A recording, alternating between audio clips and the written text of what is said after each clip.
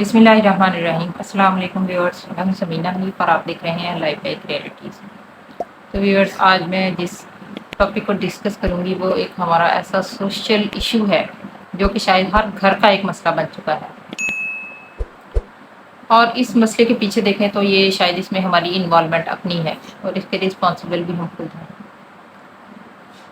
اسلام کو اگر دیکھا جائے تو اسلام کی بنیاد آئلی زندگی کے اوپر ہوتی ہے۔ آئلی یا خاندانی زندگی اسلام کی یہ ہے کہ ایک مرد یا عورت اور جو ان کو اللہ تعالیٰ نے اولاد دی ہوتی ہے وہ ان کا ایک خاندان ہوتا ہے۔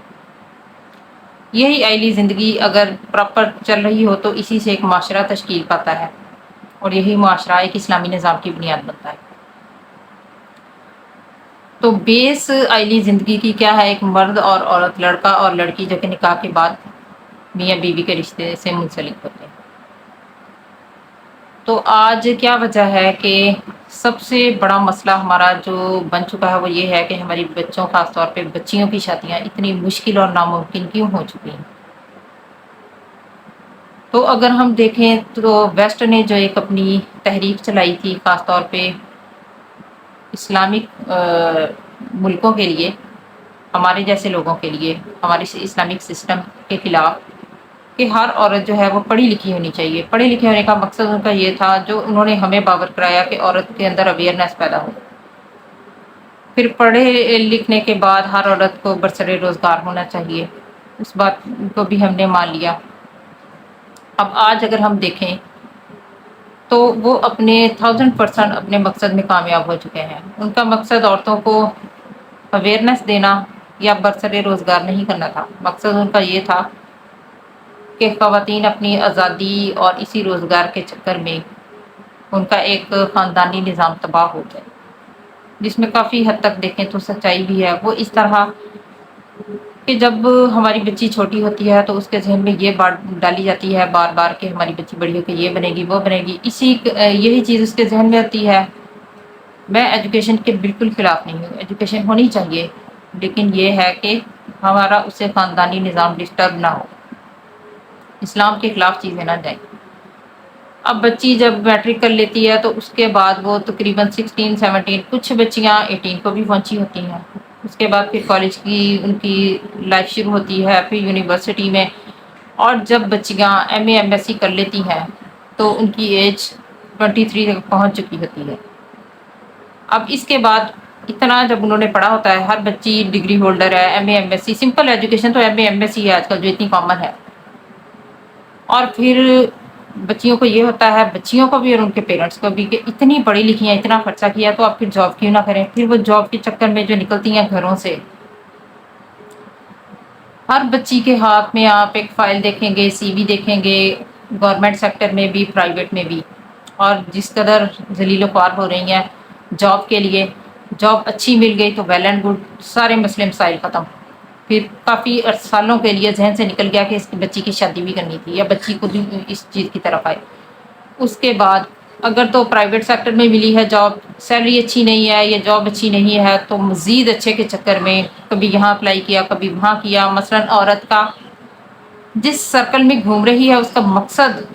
جو ہم نے پیرنٹس نے بنا دیا ہے نا، کہ ایجوکیشن کمپلیٹ کرنی ہے کمپیریٹیولی، فلاں نے اتنا پڑھ لیا تم نے بھی اتنا ہی پڑھنا ہے، اور پڑھنے کے بعد جاب بھی اچھی سے اچھی ملنی چاہیے۔ نہ صرف پیرنٹس بلکہ بچی کا جب ذہن ہی ہم نے یہ بنا دیا ہے تو اب وہ جاب تو کر رہی ہے، لیکن ہمارے ذہنوں سے یہ نکل گیا کہ اس کی شادی بھی کرنی تھی۔ اب جب وہ 23 سال میں جاب سٹارٹ کرتی ہے، 2 4 سال کے بعد، اب اس کے رشتے جب اب پیرنٹس کو فیل ہوتا ہے کہ اس کی شادی کرنی چاہیے، اب آپ کو وہ رشتے نہیں پراپر ملتے۔ لڑکی اپنا سٹینڈرڈ بہت اونچا کر چکی ہے، جس کی وجہ سے اسے اپنے سٹینڈرڈ کے مطابق رشتے نہیں، یا لڑکا بہت زیادہ پڑھا لکھا نہیں ملتا، کیونکہ لڑکی کی ڈیمانڈ ہوتی ہے جتنی میں پڑھی ہوں مجھے اتنا ہی پڑھا لکھا لڑکا چاہیے، یا شاید اس سے نیچے کے لڑکوں کو انسان نہیں سمجھا جاتا۔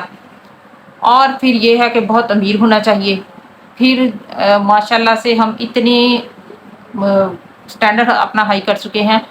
لڑکیاں سمجھتی ہیں کہ شاید زندگی صرف رومانس کا نام ہے، جو کچھ ہم انٹرنیٹ پہ دیکھتے ہیں یا ہم ویسٹرن کلچر میں دیکھتے ہیں یا پھر جو کچھ ہمیں ٹک ٹاکس پہ دکھایا جاتا ہے، کیونکہ ٹک ٹاک کا جو فوبیا ہماری نیشن کو ہو چکا ہے نا، یہ سراسر تباہی ہے۔ تو لڑکیاں بچیاں سمجھتی ہیں کہ ہماری لائف صرف گلیمر سے اور رومانس سے بھری ہونی چاہیے، وہ کبھی بھی پریکٹیکل ذہن کی طرف آتی نہیں ہے، ان کا ذہن نہیں آتا کہ لائف جو ہے وہ پریکٹیکل ہوتی ہے۔ اب ان کی عمریں 27-28 کو پہنچ چکی ہیں، اور یہ میڈیکلی اگر دیکھا جائے تو 28 سال یا 1 سال اوپر لگا لیں، یہ میکسیمم ایج ہوتی ہے، اس کے بعد باڈی جو ہے میڈیکلی اپنے ڈکلائن کی طرف جاتی ہے۔ تو اب جا کے ہم کہتے ہیں کہ ہمیں ہمارے اسٹینڈرڈ کے رشتے ملنے چاہیے، لڑکا بھی چھوٹی عمر کا ملنا چاہیے، خوبصورت بھی ہو، امیر بھی ہو۔ یہ ساری چیزیں پھر کہاں سے ملیں گی آپ کو؟ اور لڑکی کے اچھے رشتے جو ہوتے ہیں وہ ارلی 20s میں آتے ہیں۔ ارلی 20s میں ہم اس چیز کو سمجھتے نہیں، ہم کہتے ہیں یہ ایج ہی نہیں ہے، یہ تو کھیلنے کی ایج ہے، اور یہ ماؤں کو کچھ سوچنا چاہیے، بچی کی کھیلنے کی ایج نہیں ہے۔ اور دوسری طرف اگر دیکھا جائے تو لڑکے والوں میں اس قدر لالچ ہے، وہ کہتے ہیں کہ لڑکی ہمیں چاہیے تو گورنمنٹ جاب کرتی ہوئی ہو۔ ظاہر ہے جب ہم نے لڑکیوں کو لگائی اسی کام پہ دیا کہ ڈگریاں لینی ہیں، ڈگریاں ہر صورت میں حاصل کرنی ہیں، پھر لڑکوں کو لالچ تو آٹومیٹکلی ہوگا کہ لڑکی گورنمنٹ جاب کرتی ہوئی ہو، تاکہ وہ اپنا بوجھ بھی خود اٹھائے اور آگے آنے والی نسلیں کا مستقبل بھی سمجھ جائیں۔ تو مجھے سمجھ یہ نہیں آتی کہ مردوں کا ذہن اس طرح کا کس نے بنایا ہے؟ ماؤں نے بنایا ہوگا نا آٹومیٹکلی۔ ایک مرد کا، ایک لڑکے کا ذہن یا ایک لڑکی کا ذہن ماں بناتی ہے، ماں یا باپ بناتے ہیں، اور کوئی باہر سے نہیں بناتا، نہ بچیاں خود بخود بنا لیتی ہیں۔ آپ نے جو ٹرینڈ سیٹل کر دیے ہیں ان کے لیے، اگر بہو لانی ہے تو وہ گورنمنٹ جاب کرتی ہوئی ہو، بہت زیادہ امیر فیملی سے بلانگ کرتی ہو، اور ہر طرح کی مثلاً کہ ویل سیٹلڈ ہو۔ تو اب اس طرف سے بھی کمپرومائز نہیں ہو رہا۔ لڑکیاں اگر جاب کر رہی ہیں تو ان کے اسٹینڈرڈ بہت ہائی ہیں، اگر لڑکے ہیں تو ان میں اس قدر لالچ ماؤں بہنوں میں بھی ہے کہ رشتے ادھر سے بھی ریجیکٹ ہوتے ہیں، ادھر سے بھی ہوتے ہیں، رشتے ملتے نہیں ہیں، اور ہوتے ہوتے 30 تک لڑکیاں پہنچ جاتی ہیں۔ گھروں میں دیکھیں تو ہر گھر میں آپ کو ایسی بچیاں ملیں گی ہمارے معاشرے میں جن کی ایجز گزرتی جا رہی ہیں، کراس کرتی جا رہی ہیں شادی کی عمر کو۔ تو اس کے ذمہ دار کون ہے؟ اگر آپ سمجھتے ہیں کہ آپ کی بچی نے جاب کرنی ہے تو ٹھیک ہے، جب بچی 18 سال کی ہو تو اس کے بعد آپ ان کا رشتہ دیکھنا شروع کریں۔ جیسے ہی مناسب رشتہ ملے بچی کی شادی کر دینی چاہیے۔ بچی اگر پڑھنا چاہتی ہے تو آگے اس کا شوہر بھی اسے پڑھا سکتا ہے، ٹھیک ہے، اگر اس نے پڑھ لکھ لیا تو اب ضروری نہیں کہ پڑھ لکھ لیا ہے تو وہ سالوں تک جاب ہی کرتی رہے، پھر آپ اس کی شادی کریں تاکہ وہ آگے اگر وہ چاہتی ہے، افورڈ کر سکتی ہے تو اس کا شوہر سے جاب کروائے، نہیں کر سکتی تو ٹھیک ہے، گھر میں ایک اچھے معاشرے کی، ایک اچھی سوسائٹی کی یا ایک اچھے خاندان کی تشکیل کرے بیٹھ کے۔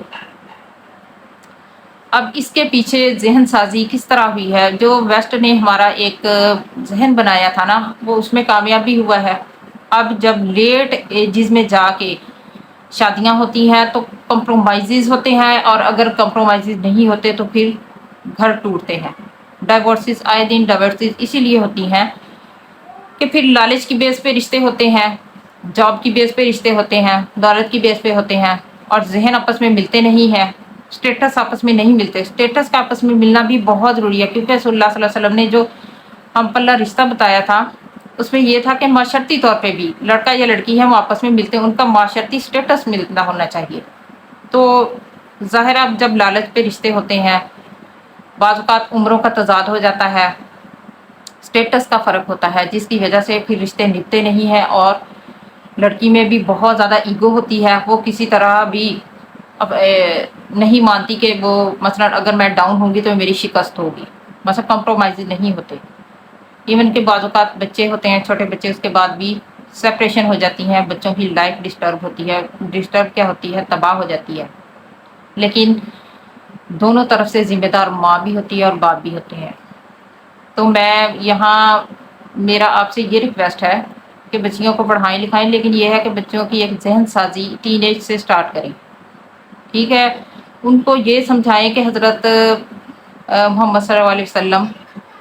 کی جو شادیاں ہوئی تھی کتنی خواتین کے ساتھ ہوئی تھی، اور وہ جتنی خواتین تھیں ان کا سٹیٹس کیا تھا۔ ان میں سے شاید ہی کوئی ایسی خاتون ہو جو کہ ہمارے نبی صلی اللہ علیہ وسلم کے سٹیٹس سے میچ کرتی ہو،